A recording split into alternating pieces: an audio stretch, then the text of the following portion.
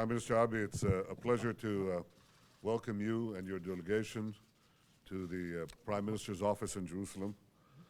It's an opportunity to reciprocate the warm hospitality you showed all of us last year when we visited Japan. Prime Minister, your visit clearly demonstrates your own commitment to strengthening the relationship between Israel and Japan. This is a commitment I fully share. Japan and Israel are separated by the great landmass of Asia. Japan is on the eastern edge of the continent. Israel is on the western edge. Yet Japan and Israel continue to overcome great geographic distance, forging an ever warming, and I would say ever more productive relationship between us. In my visit to Japan, I was deeply impressed by the depth of your heritage, your embrace of your history and your culture, and yet at the same time you're looking forward to the future, to new developments, to technology. And this is very similar to our own experience and our own nature. We are two ancient peoples, part of our history and our heritage, and at the same time we are two modern, dynamic societies. And we eagerly seek to blaze new paths to an advanced and innovative future for all of us and for all mankind. And Prime Minister, we have something else in common. We are two peace-loving democracies that face formidable threats from nearby rogue states.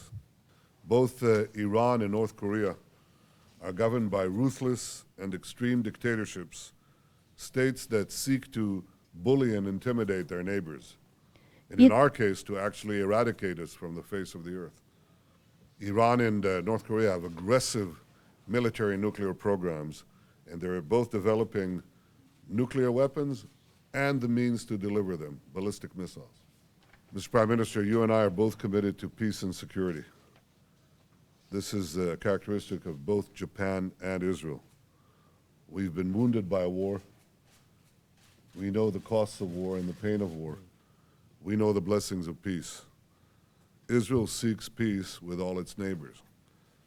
But we know in our region that peace and security are intertwined. And if we cannot defend our security against those who would threaten us and seek to attack us and do attack us, then there will be no peace. Israel is adamant that it will have the right to defend itself against all those who wish to propagate terror and other attacks against its citizens, against its territory. We will not have our hands tied by anyone, including the ICC. We will do what is necessary to defend ourselves wherever we need to do so. There's no greater threat to the peace and security of the world than Iran's relentless pursuit of nuclear weapons. We've seen the horrors committed by Islamic extremists armed with conventional weapons. We've seen this in Iraq and in Syria, in Nigeria, in Kenya, in India, in Pakistan. 10 days ago, we saw it in Paris as well. Now, just imagine the horrific results if the Islamic extremists who rule Iran get their hands on nuclear weapons. We would all face a threat of unimaginable consequences. Israel would like to see a peaceful end to Iran's military nuclear program. And I urge the international community in seeking such an end not to repeat the mistake of the negotiations with North Korea. That agreement with Pyongyang in 1994 was widely celebrated as a historic breakthrough for non-proliferation. But in the end, that deal failed to prevent the dangerous proliferation that threatens all of East Asia today. Iran cannot be allowed to travel the road taken by North Korea. Until a deal is reached that actually dismantles Iran's military nuclear capability, I believe the international sanctions on Iran must be maintained. Mr. Prime Minister, we have these and many other issues to discuss, and I appreciate your counsel and your friendship. I could see from everything that we have seen in this so far in your visit that the room for cooperation is vast, the opportunities are immense, the enthusiasm is great because there's genius on the Japanese side, there's genius on the Israeli side, a genius to forge a new future, to bring the heights of ingenuity to productive use for all societies, for better communications physically, literally, for the application of medicine and medical devices to better human life, for greater productivity and human effort. I think these things are centered in our two societies, and locking hands in friendship and cooperation will increase them both. Japan and Israel are partners. Japan and Israel are allies in seeking a better future. And Japan and Israel are friends. And in this spirit, Prime Minister Abiy, I say once again, welcome to Jerusalem. まず、パリにおける食料品店でユダヤ人に犠牲者が出たことに心からお悔やみを申し上げます。ただに対して国際社会は引き続き全力で取り組んでいかなければなりません。First of all, may I start by expressing my deepest condolences to the large number of victims, including Jewish citizens, due to the attack on the kosher store in Paris. The international community must continue with utmost effort in order to deal with terrorism. 昨年5月のネタニヤフ首相の訪日は、両国関係を包括的に確立する契機となりました。あらゆる分野で関係が深まっていることを実感しています。The visit to Japan by His Excellency Prime Minister Netanyahu last May triggered the momentum to enhance our bilateral relationship to a comprehensive higher level.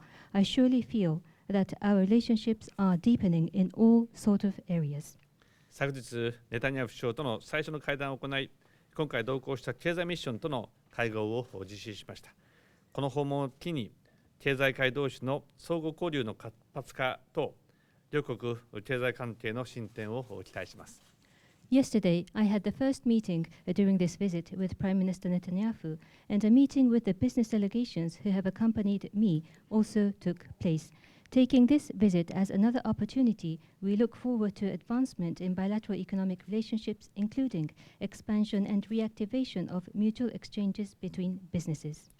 経済関係強化に向けたイスラエルの3カ年計画を二国間関係の発展に資するものとして評価します。The three-year plan of Israel to strengthen our economic relationships is highly appreciated as a contribution to the development of our bilateral relations. 先ほど宿バシェムを訪問しました。アウシュビッツ解放70年の本年、このような悲劇を二度と繰り返させないとの決意を表明いたしました。I have just visited Yad Vashem, the museum, this year marking the 70th anniversary of the liberation of Auschwitz. I declare my determination that such tragedies should never ever be repeated. 命のビザにより何千ものユダヤ人を救った杉原千畝の功績の大きさを実感しました。日本とユダヤの人々の古くからの絆を再認識いたしました。I strongly recognize the extraordinary contribution made by Vice Consul Chiune Sugihara, who issued visas for life and saved thousands of Jewish lives. I have also reconfirmed the bonds and ties that existed from long ago between the Jewish and the Japanese.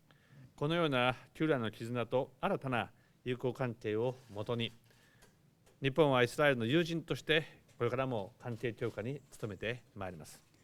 Based on these bonds from times past and based on new friendship, Japan will continue our endeavor to reinforce our relationship as a friend of Israel. 日本はイスラエルの厳しい環境を理解しつつ、中東和平等地域の安定のため、今後も積極的に関与してまいります。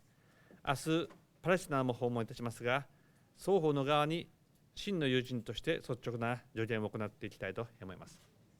Japan will continue our proactive engagement for the purpose of regional stability in the Middle East peace process and other efforts, with the understanding on the difficult environment of Israel. Tomorrow I shall be visiting Palestine as well, and therefore as a genuine friend, I might offer advices that may not be easy to swallow to both of the parties. 昨日に続きまして、この後ネタニヤフ首相と首脳会談を行いますが、首相との間において外交、安全保障、経済、文化、人的交流とあらゆる分野で日本とイスラエルの関係を発展させていきたい。日本とイスラエルの間に新しい時代を切り開いていきたいと思います。Following yesterday's meeting with her Prime Minister, we will also engage in a summit after this meeting in all possible areas, including diplomacy, security, economics, or cultural or person-to-person exchanges. We look forward to further develop and advance our bilateral relationships, and we look forward to creating a new era for our relationship. Thank you very much. Thank you.